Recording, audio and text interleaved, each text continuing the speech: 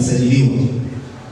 Naendelea kukumbusha tusio watu wa migogoro, tuzingatie taratibu, tuzingatie katiba yetu, ndio mwongozo wetu, ndio dira yetu.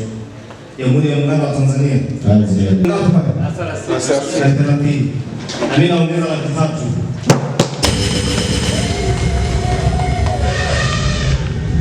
Tawakabidhi muda si mrefu nitalipa kama tunahamishia.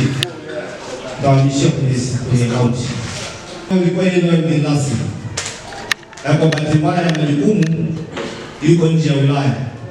Kwa hiyo niomba mimi nimwakilishe na nikamwambia kama kuwakilisha tatu niambie ambacho tunawapatia wenyeviti wetu ili na mimi nikabidhi. Tayari nimeshaingizia kwenye simu yangu hapa shilingi milioni 2.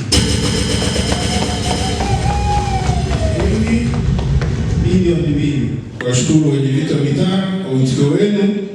Vile vile nipende kumshukuru mgeni rasmi mbunge wetu wa jimbo la Tarime Meg Kebaki kwa kusikia wito wetu na kuitikia.